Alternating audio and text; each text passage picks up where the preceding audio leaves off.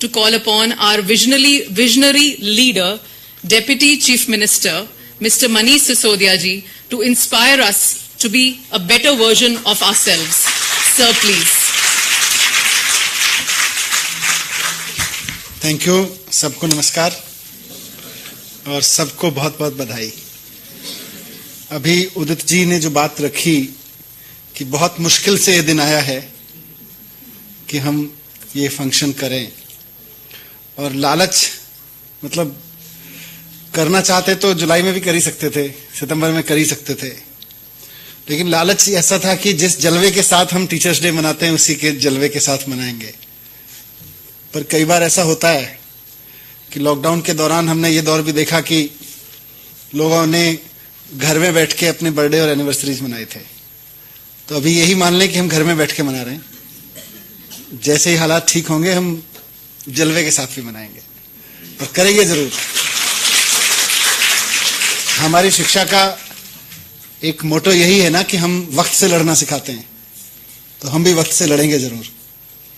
और एक बहुत आलीशान जलवा जो हमारे टीचर्स डे का होता है, हमारे टीचर्स का जो है, आप सब लोगों का है, वो कुछ रहेगा. पर समय की बात है कि जब हमने तारीख तय की थी आज की, उस वक्त तक ये नया कर्व शुरू नहीं हुआ था, और अब नया कर्व शुरू हुआ, उस पर नए रेस्ट्रिक्शंस लगे, तब भी हमने कहा कि अब तो मनाएंगे तो सही. तो आज हम हैं अपनी उस कमिटमेंट के साथ, सब लोग बैठे हैं यहाँ पर. तो मैं आप सबको बहुत बहुत बधाई देता हूँ उस उपलब्धि के लिए जिसके लिए विशेष रूप से आप यहाँ पर उपस्थित हैं. हमारे दिल्ली के करीब 2 लाख टीचर्स जो हमारे 5,000 इंस्टीट्यूशंस स्कूल्स में हैं, गवर्नमेंट, प्राइवेट, एमसीडी, ये सारा मिला के जितना है, एडेड, अनएडेड, सब मिला के करीब 5,000 स्कूल्स हैं और उसमें 2 लाख के करीब हमारे टीचर्स हैं. तो 2 लाख टीचर्स ने एक विशेष समय में जो उपलब्धि हासिल की, जो कंट्रीब्यूशन दिया, उस सिलसिले में आज अवार्ड का फंक्शन है ये.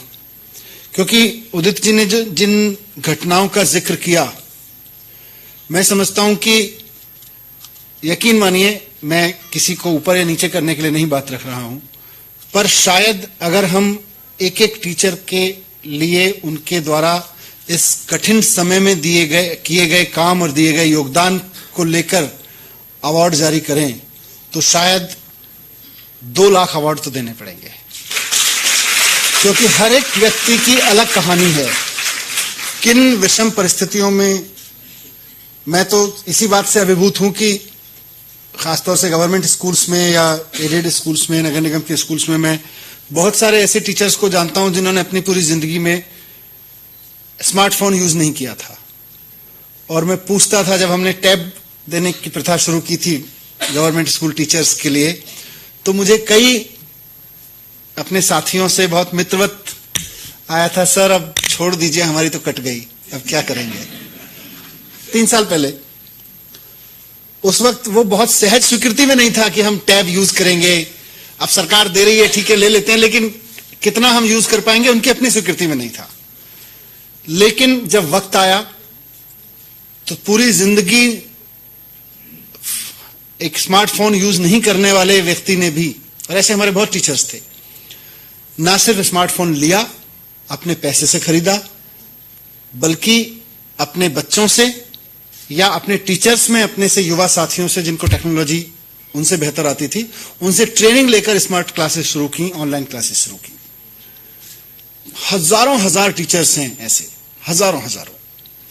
और उसके अलावा विकट परिस्थितियों में कैसे बच्चों को निकालने का काम किया, कैसे ऑनलाइन क्लासेस का काम किया. इंटरनेट कनेक्टिविटी, भले ही हम देश की राजधानी होने की बात है करते हैं, लेकिन कहीं ना कहीं इंटरनेट कनेक्टिविटी बहुत बड़ा एक सॉल्यूशन है. छत पे जाके भी मैं जानता हूं लोगों ने अपने डीडीए फ्लैट्स या अपार्टमेंट्स की छतों पे जाके क्लासेस लिए हैं कि नहीं, इंटरनेट कनेक्टिविटी वहां अच्छी आती है.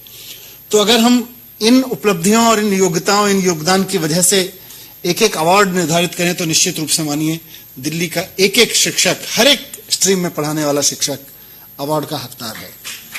तो आज आप सबको सम्मानित करते हुए और वर्चुअल रूप से तहे दिल से उन तमाम साथियों को सम्मानित करते हुए जिन्होंने इस मुश्किल के दौर में भी एजुकेशन को नीचे नहीं आने दिया, इस नुकसान को कम से कम बना के रखा।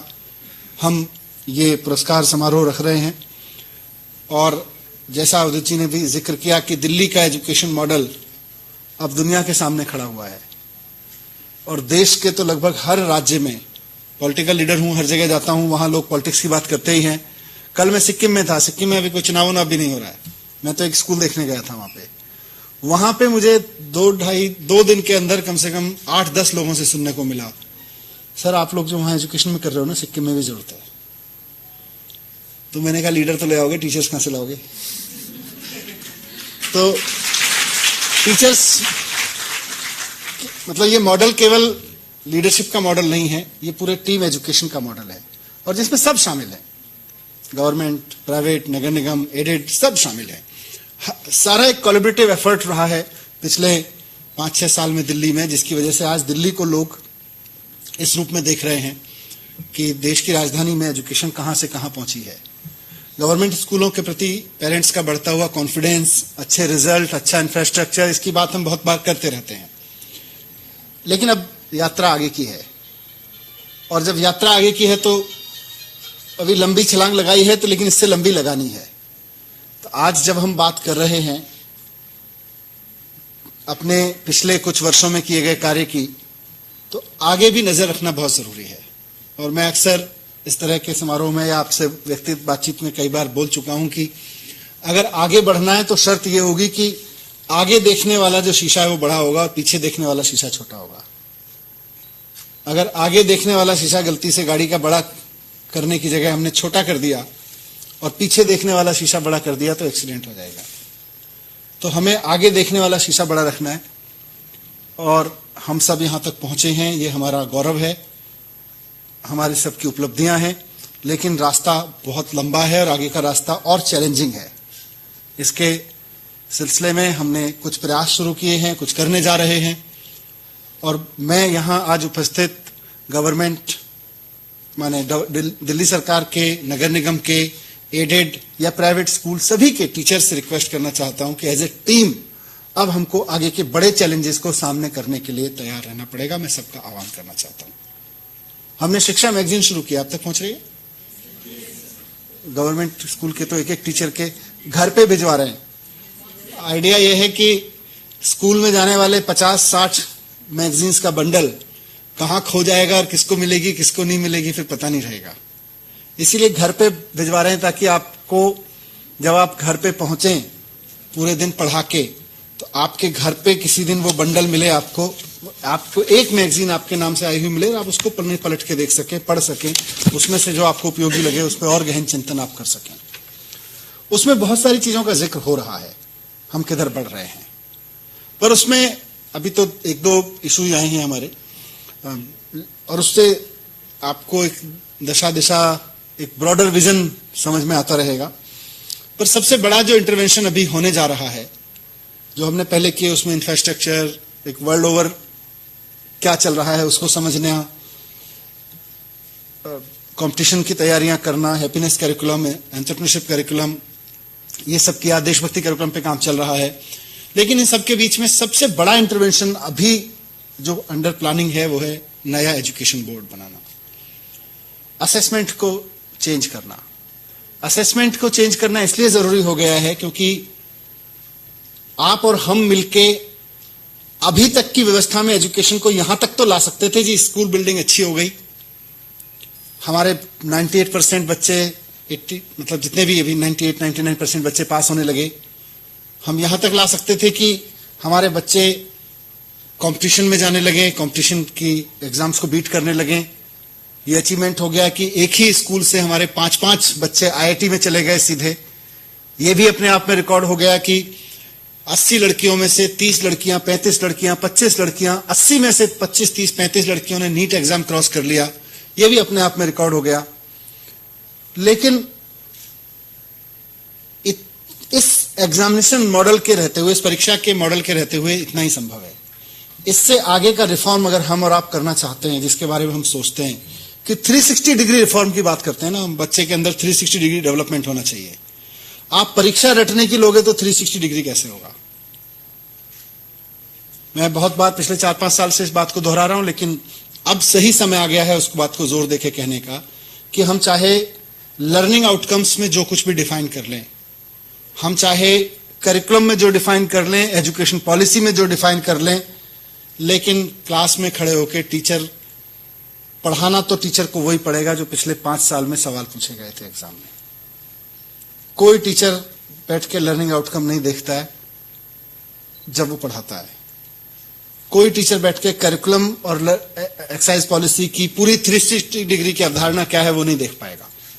वो केवल 5 साल के पेपर, क्योंकि दबाव है।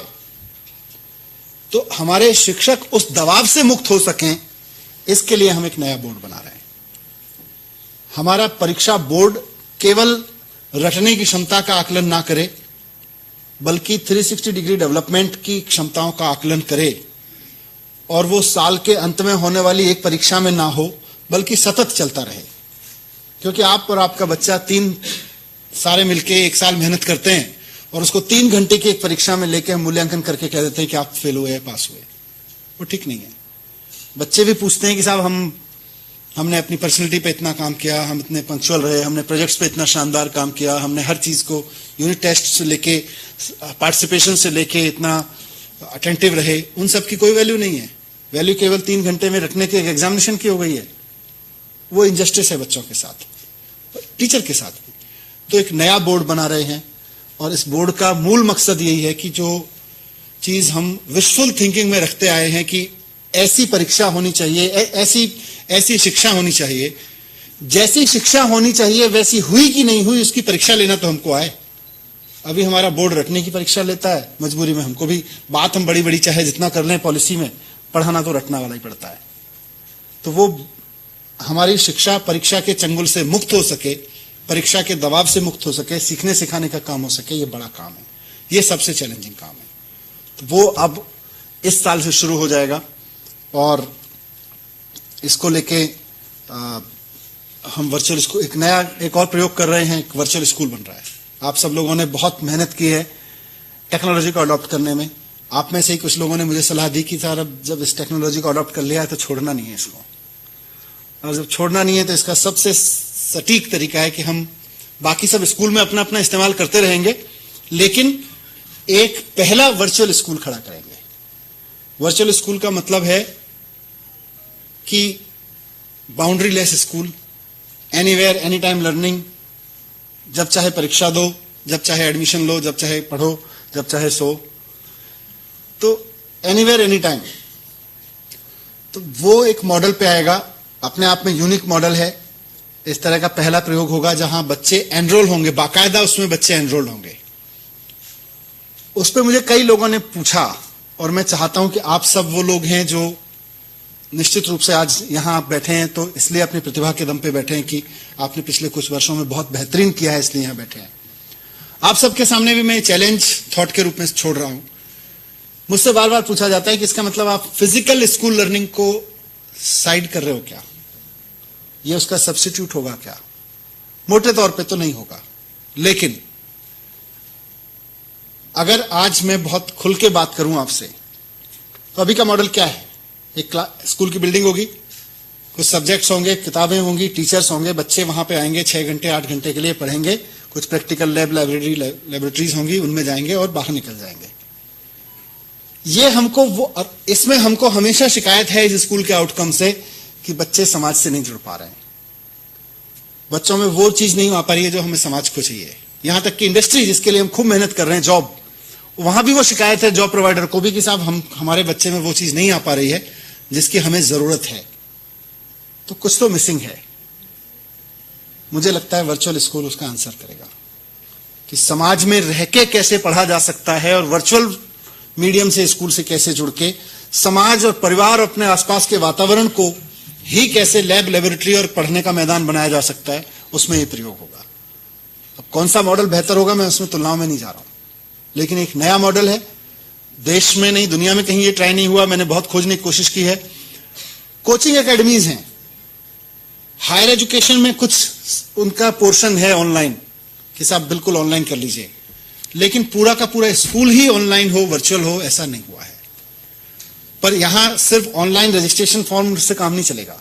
इसके मॉडल में आप सब लोग इसके डिजाइन थिंकिंग में शामिल हों और सोचें कि कैसे हम उस बच्चे के परिवार, उस बच्चे के आसपास के वातावरण, उसके आसपास उपलब्ध लोगों और संसाधनों को स्कूल की प्रॉपर्टी मानते हुए, शिक्षा के कंपोनेंट मानते हुए हम यूज करके कैसे एजुकेशन को डिजाइन कर सकते हैं। शायद हम बहुत सारे सवालों का जवाब देंगे। तो ये एक नई चीज है। स्कूल ऑफ एक्सीलेंस हम लोग शुरू करने वाले हैं, जो आपके लगभग 5-6 भी स्कूल ऑफ एक्सीलेंस चल रहे हैं और प्रतिभा स्कूल चल रहे हैं। उसमें एक बड़ा बदलाव लाके स्कूल ऑफ एक्सीलेंस एक नए मॉडल के रूप में ला रहे हैं। तो ये सारी चीजें हैं जो अब धीरे धीरे धीरे इसमें आएंगी और आप सबको, हम सबको मिलके इनको कहते हैं अमली जामा पहनाना है। और ये रियल इंटरवेंशन है एजुकेशन में। बिल्डिंग के बारे में मैं तो हमेशा मैं कहता ही हूं कि बिल्डिंग आज बनी है, कल खराब भी होगी, कोई और बनवाएगा। जो अब हमने तोड़ी या बनवाई वो भी 20 साल, 15 साल, 25 साल पहले कहीं कोई उस समय की नई बिल्डिंग्स थी, वो बनी ही थी। तो बिल्डिंग बनवाना कोई शिक्षा की उपलब्धि नहीं है।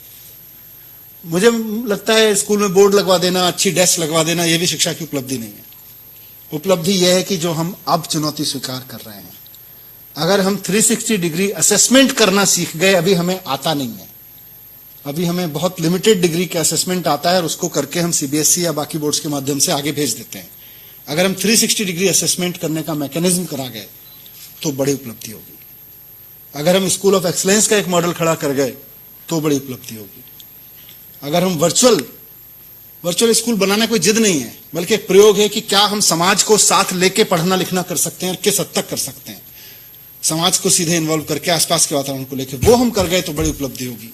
तो ये कुछ ऐसी चुनौतियां हैं जिनको लेके मैं आज आप सब प्रतिभाशाली शिक्षकों के सामने रख रहा हूं और उम्मीद करता हूं कि अगले वर्षों में हम इनके समाधान और इनमें इनकी उपलब्धियों के आधार पर भी यहाँ प्रतिभाओं को, उपलब्धियों को सम्मानित कर रहे होंगे। एक बार फिर से आप सबको बहुत बहुत बधाई, बहुत बहुत धन्यवाद। आप सब यहाँ पर आए और आप सबके कार्य के लिए आपको बहुत बहुत धन्यवाद। Thank you.